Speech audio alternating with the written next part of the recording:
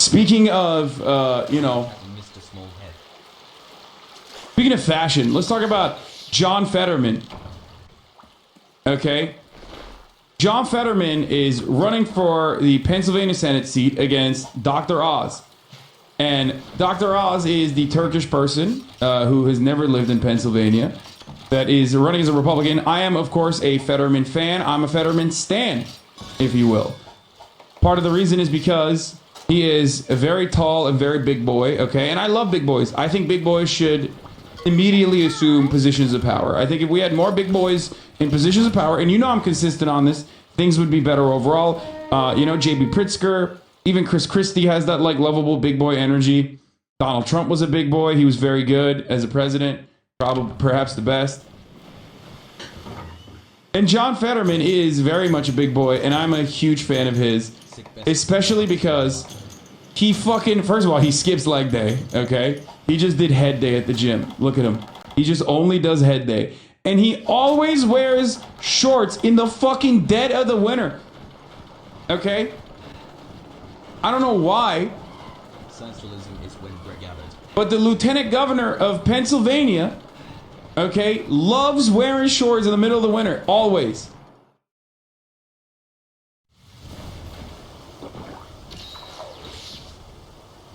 And it makes no sense. But this is not like... He didn't do this for the media op, okay? Like, there's photos of him walking around casually. And he's always like this. He doesn't like... You know, he wasn't like, oh yeah, I'm gonna look like the most, like, everyman. The most, like, Midwestern American white guy I can. Specifically for this photo op. He's like, no. This is actually what he does on a daily basis. That's like how he rocks it, okay?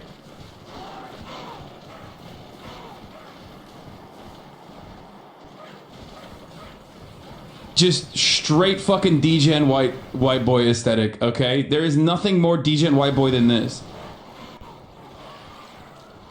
Anyway.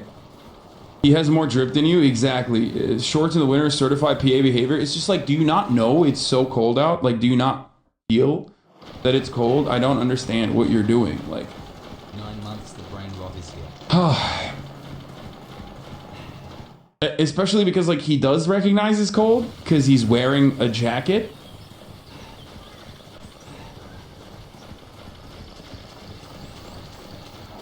Just more incredibly Fetterman things. He's always got the longest fucking shorts, dude. I respect. Anyway, he said Pittsburgh is the city of bridges now more than ever. We need to get to work. We need to make use of the legislation President Joe Biden ushered in, rebuild our roads, bridges, and fix our faulty infrastructure. I mean, I respect this fit. It's really good. It's a really powerful fit. You gotta respect it. Talked about Pokemons. Talked about Ortolan. The Neil Young one is like not that interesting. Yeah, look. My God, this Fetterman look. Look at this. Look at this. This is how he met the president, bro.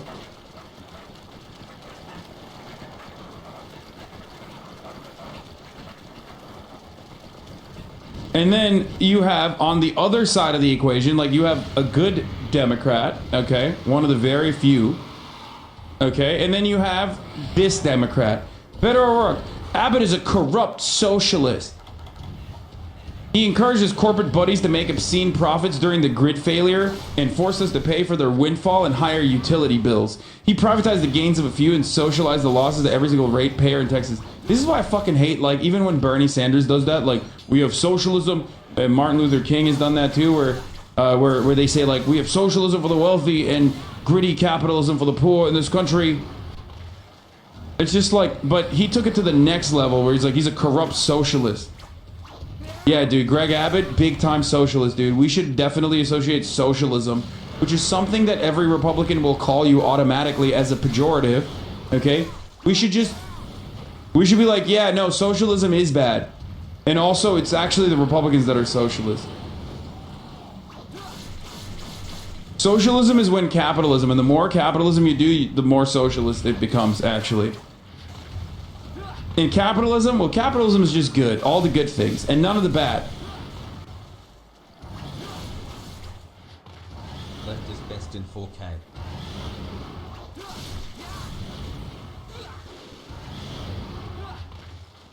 Anyway. Yeah, it's got real Republicans want to defund the police energy. Like, that's what it is. It's actually the Republicans that are defunding the police. That's right. We want to fund the police more, actually. We want to kiss the police. We want to hug and kiss the police really hard. So, yeah. So let's get into it. Let's get into the news, okay? I don't care about the Neil Young thing. Fuck this guy. Not fuck Neil Young. Neil Young is cool, but fuck Beto O'Rourke and fuck the guy who was like, Neil Young has done misinformation. All right. So let's hear what Biden has to say. This is polling on capitalism and socialism in Texas. The TX Dems like capitalism less than California does. President Biden says he will nominate a successor to the Supreme Court Justice Stephen Breyer by the end of next month. He has also reaffirmed that nominee will be a black woman, calling it long overdue. Breyer confirmed yesterday that he will retire after nearly 28 years on the high court. Senate Democratic leaders say the confirmation process will be quick. Weijia Zhang is at the White House with more on that story. Weijia, I guess the question is, how quick is quick? Good morning. Way to turn out the base, dog. Positive view of likely Democratic primary voters. Socialism, California 57%, Texas 56%. Capitalism, California 45%, Texas 37%. What the fuck? Bro, these fucking trackers are so dog shit, dude. I don't believe it. I mean, I want to believe it, but I just don't believe it. People in Discord literally play tic-tac-toe on your forehead. Yeah, that's not surprising. 5% politics.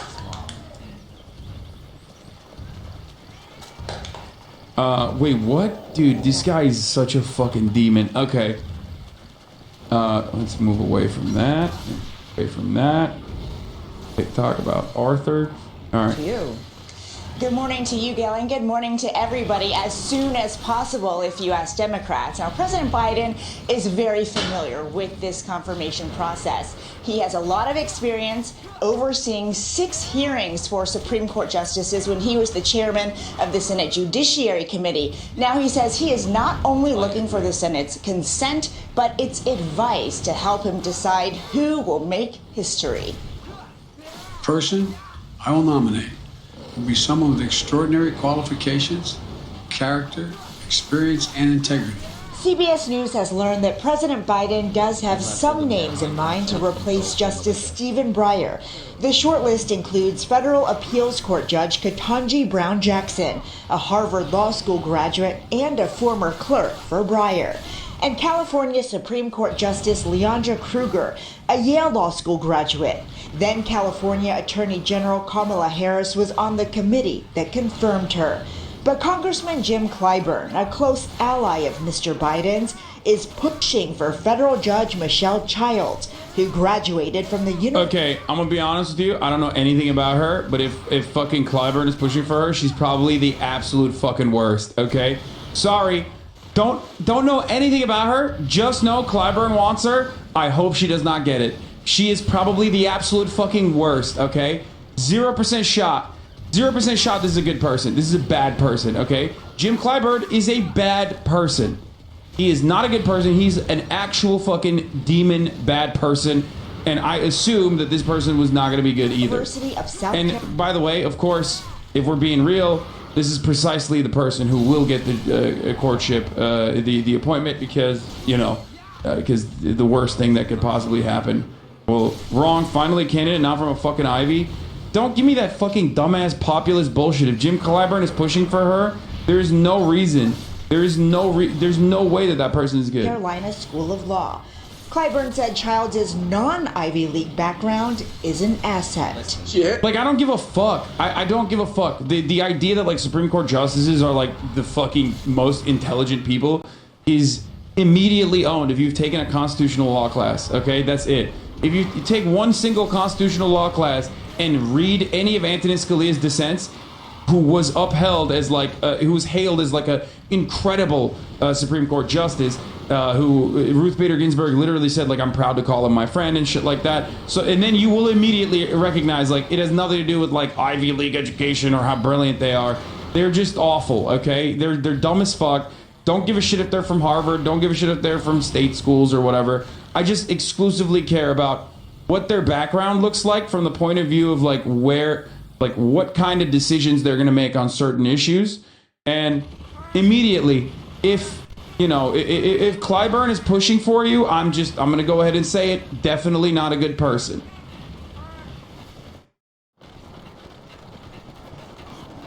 Yeah, Antonin Scalia once literally referenced the show 24 to defend torture. Antonin Scalia once literally fucking said that gay marriage, like allowing gay marriage to exist, would open up the slippery slope to men marrying dogs. So it's just like, no, that guy was like a fucking goated Supreme Court justice. You don't have to be like super fucking smart to be a Supreme Court justice. You just don't. You're just saying the right things. That's why I always say, if your debate lords are fucking dog shit, okay? They're a burden on society, and the more of a debate lord you are, the higher level of debate lording you engage in, the more you become annoying, and you go up the ranks of, trial lawyer to corporate lawyer to finally a judge, and then also the highest level of debate lord is the Supreme Court justice. I've said this before. You know this is a Hasanism. Okay? Every lawyer is a fucking debate lord that finally is making money off of their debate lording, and judges are the next level of debate lording, and then Supreme Court justice is the highest level of debate lording you can get into, and it's the fucking worst. Has what I call the kind of background and experiences that we ought to have. Democrats want to move fast to fill the seat Breyer will vacate at the end of the term this summer. A simple majority vote is enough to For the record, this is why it was really fucked up and perhaps even indicative of like Ruth Bader Ginsburg's personal point of view against like black people when she had 0 black clerks. Because like a Supreme Court justice clerkship is basically like fast tracking your opportunities to potentially become a Supreme Court justice in the future. So if you literally just decide not to have a single black clerk, that means like you don't want a black person to replace you. Just gonna point that out. Why are you only making fun of women now? Wait, what? The post-cooming winter fit type drip. Because she's a woman? Yes. Because I'm an LGBT enemy, and I'm an enemy of women as well. Ew, he says you should play some Genshin Impact. Okay, get the fuck out of here. Your opinion is not important to me in any meaningful capacity. We reached the end and we have been defeated. Yeah, Antonin Scalia, also a woman, a famous woman, Antonin Scalia, is who I was talking about. The 23% is disintegrating. Okay, no, they're not. Because they're not like fucking Genshin Impact weirdos. Elmau.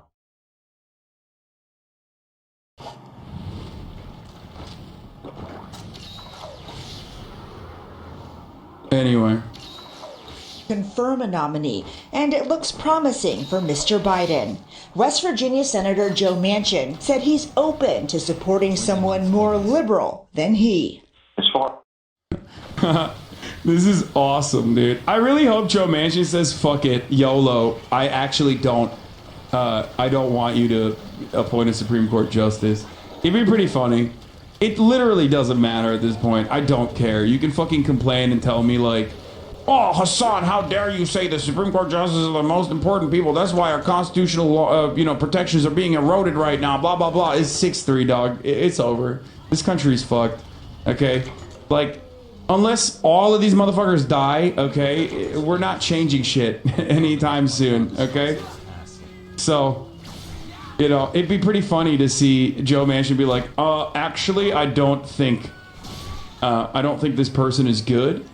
It would be pretty funny if they were like, it'd be pretty funny if Kristen Sinema was like, I don't think it should be a black woman. It should be a white woman instead. You know what I mean? Like, I'm just throwing spicy takes out there. I want to see some movement from these guys. I want them to actually be entertaining and funny.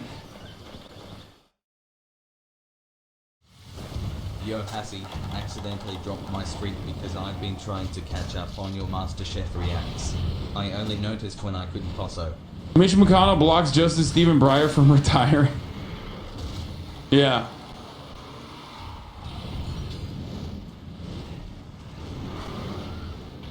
Not enough white people with penises. Yeah. Anytime we try to pass something, let's check with the munch. It's just like... I want her to say some shit. Wait, what the fuck is this? Did you find an old tweet of hers? I'm worried about the human-animal hybrids taking our jobs and overrunning our neighborhoods. They'll need to show us their papers. What? Bro, she used to be such a crank, dude. Like, Tristan Cinema is like every Jimmy Dore style fucking weirdo who's like, I have no politics, I just hate I just hate whatever America does, or like, actually I've decided now I'm patriotic. Actually, I've decided I'm now reactionary. Actually, I no longer just hate America, I love America, and also I'm just a conservative now. They're like, all of these guys, they go from like assuming like the weirdest contrarian positions to just becoming like either the most normal fucking Republican, like the most average Republican person, but while still maintaining this idea that they're actually socialist, or Kirsten Sinema. Like, this person was like an anarchist. He was like a dumpster diving America-KKK anarchist. You know what I mean? She would wear like tutus and shit. And she used to post stuff like this, and now she's like, actually, I don't know. I feel like it could be very, I feel like that could be very divisive. Oh, this is a really funny one. Google image search bikini and then do the same in Bing and then think hard about Google's desire to shape our perceptions themselves in the politically correct manner. This is an old ass tweet, but a banger. I love this one.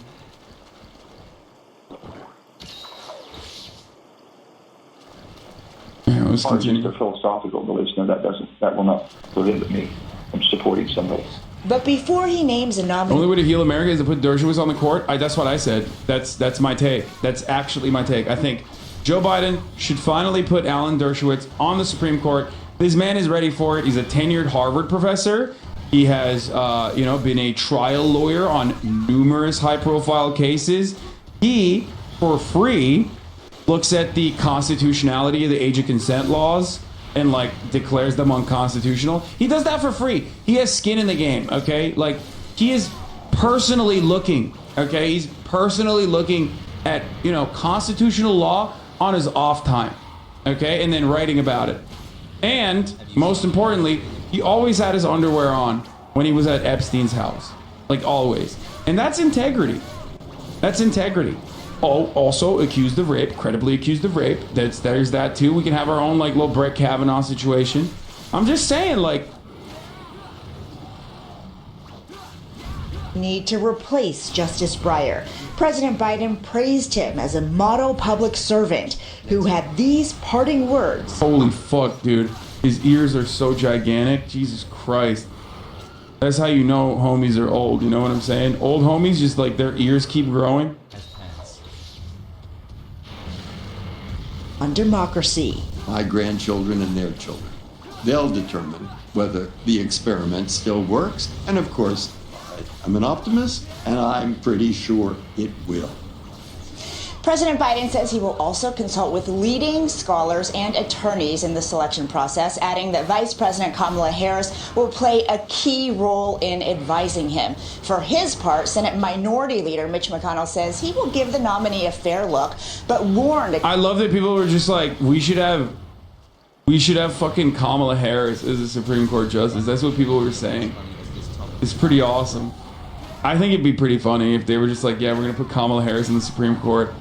I don't care. Let's... Against outsourcing the decision to the, quote, radical left. Nate? We do. Thank you. They're just like, they're all... What? Ben's deleted tweet. My Twitter, open off screen to steal image, no clout. What? Ilya Shapiro's Cato Institute just joined Georgetown, said ultra racist shit regarding all this. 8 months of fun. Oh, this? Biden, I want black woman for the Supreme Court. Ilya Shapiro, this means you are privileging race and sex above accomplishment, and here's an example of a progressive jurist who's an Asian and female you're overlooking. Left, Ilya Shapiro is the racist. What is this? I don't even know what this is. Did Ben delete this?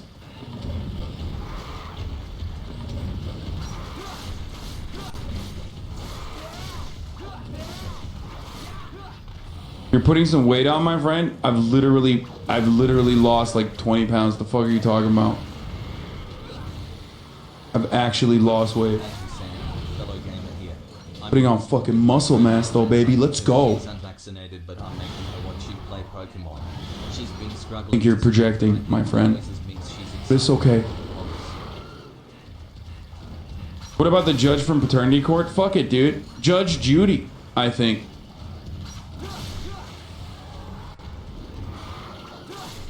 The only time I put weight on is on your mom at the top of the hour ad break, baby. Let's go. Because at the top of the hour, there's a 6-second ad break, okay? And I'm putting that ad break on you right now. If you're unsubscribed, if you're not subscribed. That's right. But fear not, for $5 or for free, you can actually avoid the ad break at the top of the hour and enjoy an ad-free broadcasting experience. All you need to do is subscribe for $5 or for free with a Twitch Prime, okay? On. Or, if you're lucky, you can maybe get one of the 10 gifted subs that Gaucho Marx just gifted. You know, that's another way that you can avoid them. Here's the 1 minute ad break now. You look kind of sick. It might be the hair. No, dude, it's the new camera. Shut the fuck up, parasocialists. Shut up. Shut up. No one cares about your point of view. You're being fucking weird, okay? You're being weird. And the moment I address any of these fucking dumbasses, then like 12 other dumbasses are like, oh shit, I can get some like, you know, get some fucking feedback right now and get Hasan to read my fucking comment. I'm gonna say it too now. Stop. Okay? Stop.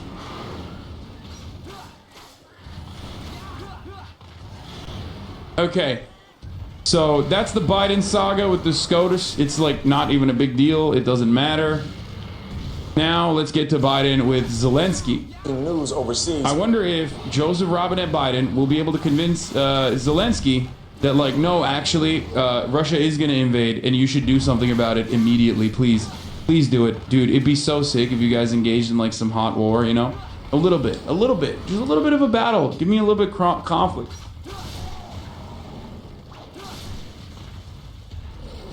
While Russian troops continue to mass near the Ukrainian border, Russia's foreign minister is now declaring there will be no war.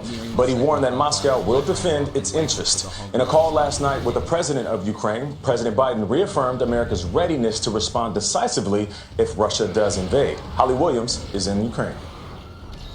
A source tells CBS News that on that phone call with President Biden yesterday, Ukraine's President Volodymyr Zelensky asked the US to tone down its rhetoric about an imminent invasion. Oh, that's interesting. That may sound strange because, after all, it's Ukraine that has roughly 100,000 Russian troops sitting on its border. But actually, the Ukrainian government has consistently been urging calm, seemingly because it knows that panic, people clearing out supermarket shelves, people fleeing the country, would be extremely destabilizing. As you can see, things here look very normal. And that's perhaps also because Ukrainians have been living with Russian aggression for years, including a war in eastern Ukraine against Russian-backed separatists that's claimed more than 14,000 lives, according to the Ukrainian government. But this place, the Maidan, the square that is the symbolic heart of Kiev, is a reminder of just how fragile Ukraine is, because it's caught in a tug of war between the West and Russia. We were here almost exactly 8 years ago when there were mass protests against the country's then president, who was pro-Russian. Now, things turned violent, state security forces opened fire, and it ended up with dead bodies on the pavement very close to this spot. Now, different countries have different assessments of what Russia might do, and there's no question that Ukraine perceives the threat. Nothing was shown. Nothing was shown. It was censored, but also kind of wild that they just like posted that. The government seems to be trying to avoid panicking this country and its roughly 45 million people. For CBS Mornings, Holly Williams, Kiev. Why the fuck did they post that? Dude, I hate Dude, I hate the news so much. They just like, yeah, U.S. propaganda is just like, they literally will just show you. They're just like, hey man, look, please look at the war. Like, it's fucking crazy. Please, let's do more. All right, first up, Neil. I used my fine Pogo Hasan. Mainstream media is fine showing bodies unless the U.S. military was the cause. Yeah. Or unless it's the U.S. military members. Unless actually you can gear people up for more war, in which case they will do that. But ban Linker and CBS? No, that's fine. It's, first of all, it's Themasius. I'm not gonna ban Themasius. It's in his playlist. Probably didn't realize. And secondly, it doesn't matter. Those are, it's excessive gore that's unacceptable, and that's like censored.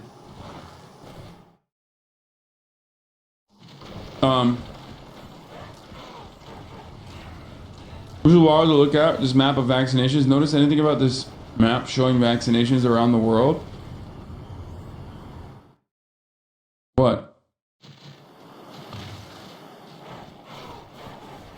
Yeah, we don't give vaccines to African nations. Like, what do you mean? Yeah, they don't have. It's called wealth inequality.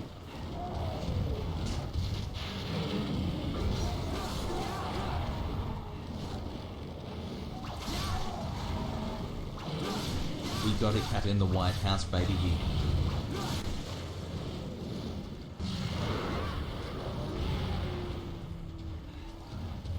This is just the every map meme? Yeah, I mean, this is like the global version of that.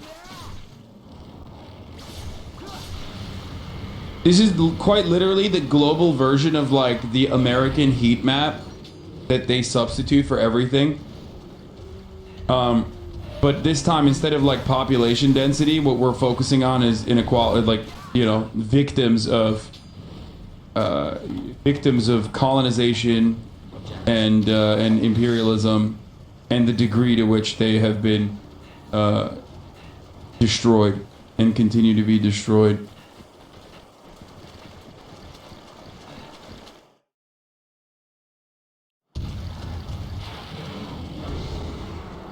Hasan.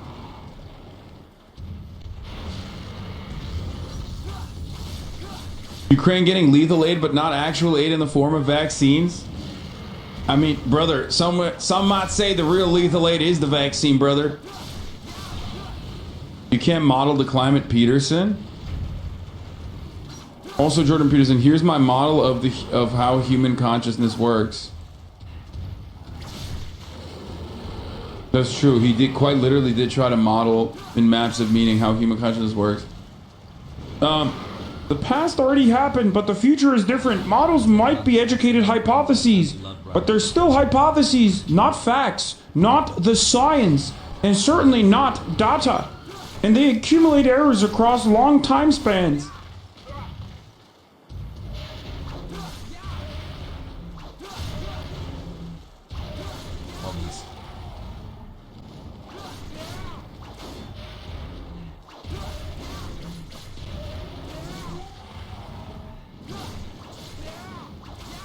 Anyway.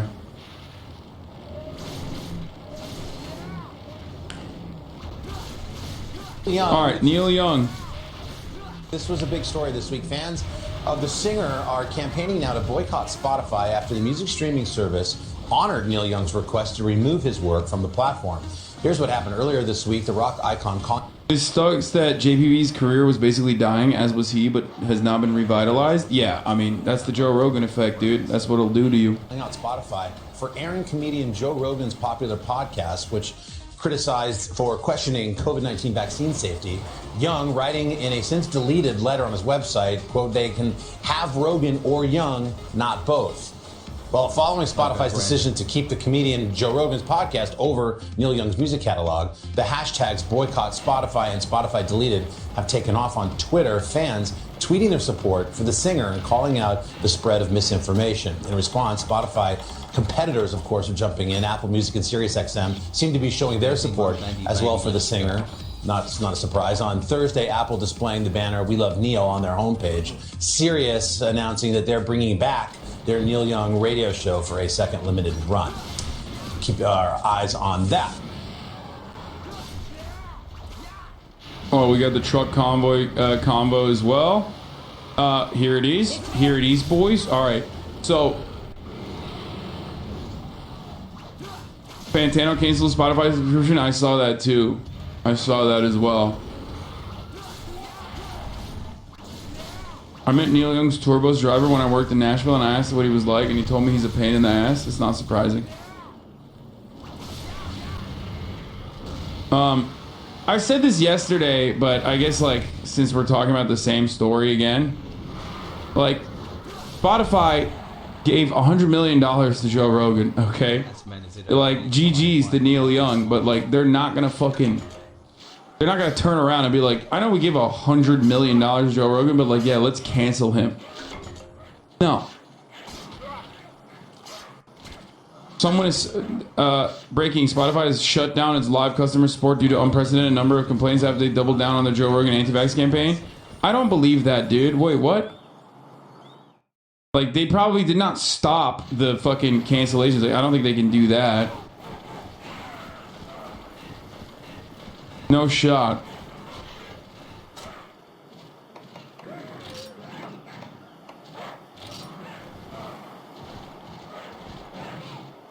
Isn't this a good thing with Neil Young? No, it is. I mean, and it's respectable that he put his money where his mouth is. Okay? But, you know, I don't think it's going to happen unless, like, record labels also fucking decide to take action. You know what I mean? And ultimately, like, I don't even want Joe Rogan to be fucking canceled. I just want him to shut the fuck up about vaccines and stop spreading vaccine misinformation.